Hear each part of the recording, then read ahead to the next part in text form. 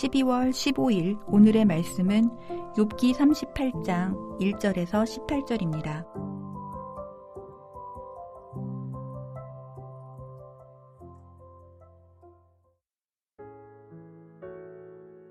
그때 여호와께서 폭풍우 가운데에서 욥에게 말씀하여 이르시되 무지한 말로 생각을 어둡게 하는 자가 누구냐? 너는 대장부처럼 허리를 묶고 내가 내게 묻는 것을 대답할지니라. 내가 땅에 기초를 놓을 때 내가 어디 있었느냐? 내가 깨달아 알았거든 말할지니라. 누가 그것의 도량법을 정하였는지, 누가 그 줄을 그것의 위에 띄웠는지 내가 아느냐? 그것의 주추는 무엇 위에 세웠으며 그 모퉁이 돌을 누가 놓았느냐? 그때 새벽별들이 기뻐 노래하며 하나님의 아들들이 다 기뻐 소리를 질렀느니라. 바다가 그 모태에서 터져 나올 때에 문으로 그것을 가둔 자가 누구냐? 그때 내가 구름으로 그 옷을 만들고 흑암으로 그 강보를 만들고 한계를 정하여 문빗장을 지르고 이르기를 내가 여기까지 오고 더 넘어가지 못하리니 내 높은 파도가 여기서 그칠지니라 하였노라. 내가 너희 날에 아침에게 명령하였느냐? 새벽에게 그 자리를 일러주었느냐? 그것으로 땅끝을 붙잡고 악한 자들을 그 땅에서 떨쳐버린 일이 있었느냐? 땅이 변하여 진흙에 인친 것 같이 되었고 그들은 옷같이 나타나되 악인에게는 그 빛이 차단되고 그들의 높이 든 팔이 꺾이느니라. 내가 바다의 샘에 들어갔었느냐? 깊은 물밑으로 걸어 다녀 보았느냐? 사망의 문이 내게 나타났느냐? 사망의 그늘진 문을 내가 보았느냐? 땅의 너비를 내가 측량할 수 있느냐? 내가 그 모든 것들을 다 알거든 말할지니라.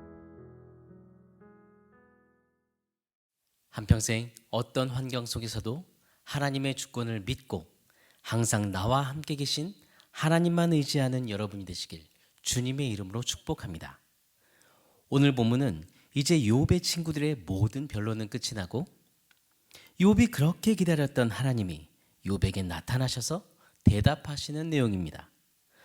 오늘은 본문에 하나님께서 욥에게 하신 대답을 통해 하나님이 어떤 분이시며 인간은 어떤 존재인지 보면서 하나님 앞에서 연약한 인간인 우리가 가져야 할 자세는 어떠해야 하는지 함께 묵상하겠습니다. 여러분, 그동안 욥은 사단으로 말미암아 고통을 받았습니다. 그리고 친구들의 말로 인해 괴로워했습니다. 그러나 그보다 더 큰 고통은 부르짖어도 아무런 응답이 없는 하나님의 침묵이었습니다. 이제 하나님께서 폭풍 가운데 나타나셔서 2절에 욥에게 말씀하십니다. 무지한 말로 생각을 어둡게 하는 자가 누구냐? 하나님은 그동안 이해할 수 없는 고난에 대한 그 이유를 알려달라고 호소했던 욥에게 고난의 이유를 설명해 주지 않으시고 오히려 욥의 무지함을 지적하시면서 하나님이 어떤 분이신지 말씀하십니다. 여러분, 하나님은 어떤 분이십니까? 첫 번째로 하나님은 창조주 하나님이십니다. 4절에 하나님께서 욥에게 말씀하십니다. 내가 땅의 기초를 놓을 때에 내가 어디 있었느냐? 하나님께서는 이 세상을 창조하실 때 욥 너는 어디에 있었느냐라고 하시며 욥의 존재의 위치를 말씀하신 것입니다. 여러분, 하나님의 창조는 그저 아무렇게나 이루어진 것이 아닙니다. 4절부터 6절 말씀처럼 하나님의 창조는 마치 아름다운 건축물이 만들어지듯 창조되었습니다. 땅의 기초를 놓으신 분이 누구입니까? 이 땅을 세울 때에 누가 치수를 정해서 설계하셨습니까? 누가 그 위에 측량줄을 띄웠습니까? 모두 하나님이 하셨습니다. 그때의 욥은 존재하지도 않았습니다. 하나님은 이렇게 욥에게 하나님은 온 세상 만물을 존재케 한 창조주 하나님이심을 분명히 말씀하셨습니다. 두 번째, 하나님은 모든 만물의 주권자이십니다. 8절부터 11절은 바다의 창조에 대해 말씀하시며 바다를 하나님이 창조하시고 통제하시는 아기로 표현하고 있습니다. 8절에 바다가 그 모태에서 터져 나올 때에 문으로 그것을 가둔 자가 누구냐? 하나님이 욥에게 질문하십니다. 여러분, 하나님은 구름으로 바다를 덮고 흑암으로 바다를 감싸시고 바다가 넘지 못하게 한계를 정하셨습니다. 여러분, 이렇게 하나님이 지으신 모든 피조물은 분명한 자기 한계가 있습니다. 그래서 오늘도 자연 만물은 자기 위치에 충실합니다. 우주에 많은 별들이 있지만 그 별들은 각자 자기 위치를 지킵니다.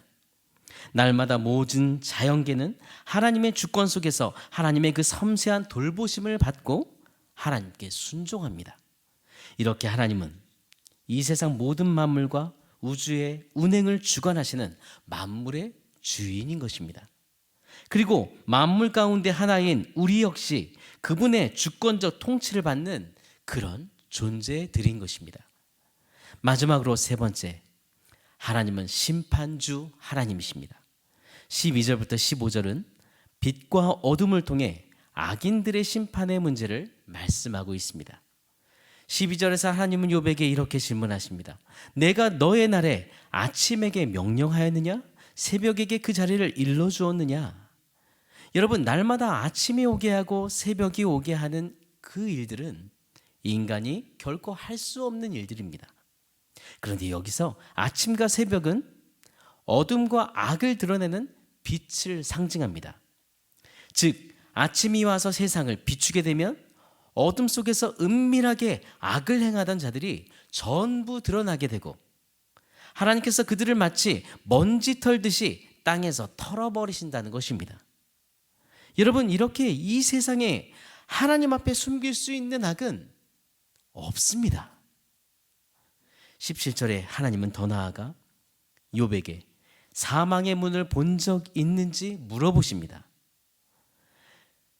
욥은 죽음의 세계에 대해서는 알 수 없지만 그러나 하나님은 이 모든 세계도 알고 계시며 이 모든 것이 하나님의 주권에 있습니다.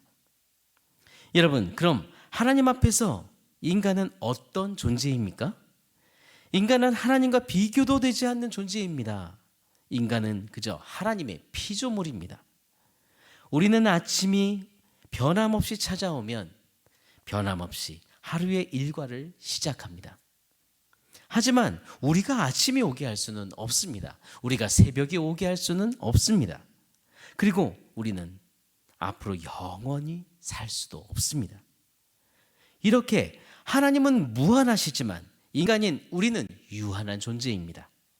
우리는 우리 자신이 얼마나 작고 이렇게 연약한 존재인지를 알아야 합니다. 여러분, 그럼 우리가 삶을 살아갈 때에 하나님의 자녀인 우리는 하나님 앞에서 어떤 자세로 서야 할까요? 우리는 먼저 창조주 앞에 피조물임을 인식하고 그 앞에 겸손해야 합니다. 여러분, 하나님의 응답이 없다고 해서 하나님이 멀리 계신 것이 아닙니다. 우리를 지으신 하나님이 우리와 항상 가까이 계십니다. 우리는 하나님의 주권을 믿고 하나님만 의지하며 하나님의 뜻과 섭리에 오늘도 순종해야 합니다. 날마다 어떠한 고난 속에서도 여러분, 낙심하거나 절망하지 마십시오. 하나님의 주권을 믿으십시오. 그리고 항상 나와 가까이 계신 하나님만 의지하는 여러분이 되시기를 바랍니다. 오늘의 암구호는 하나님의 주권을 믿고 나와 가까이 계신 하나님만 의지하라. 하나님의 주권을 믿고 나와 가까이 계신 하나님만 의지하라. 이 믿음을 가지고 우리 함께 기도하며 나가겠습니다. 하나님 아버지, 모든 만물을 창조하시고 운행하시고 주관하시며 공의로 판단하시는 주님을 찬양합니다. 하나님, 하나님의 피조물인 연약한 저희들을 사랑하셔서 죄에서 구원해 주시고 주님의 자녀 삼아 주신 은혜를 감사합니다. 오늘 우리가 하나님이 어떤 분이신지 분명히 기억하며 오늘도 살게 해 주옵소서. 그리고 고난 속에서도 하나님의 주권을 믿고 나와 늘 가까이 계신 그 하나님만 의지하며 믿음으로 살아가도록 우리를 인도해 주옵소서.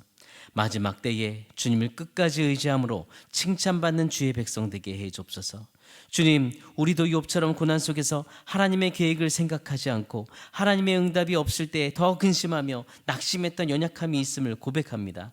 오늘도 우리의 무능함과 연약함을 깨닫고 크신 하나님만 바라보고 의지하게 해주옵소서. 어떤 상황 속에서도 성령으로 우리를 붙들어 주옵소서. 우리 하나님의 주권으로 우리의 모든 삶을 하나님의 뜻대로 살도록 인도해 주옵소서. 하나님, 모든 세계와 나라를 통치하시는 하나님 아버지, 이스라엘 하마스 전쟁을 다스려 주시고 아버지 정말 속히 끝나게 해주시고 아버지 평화롭게 멈출 수 있도록 인도하여 주옵소서.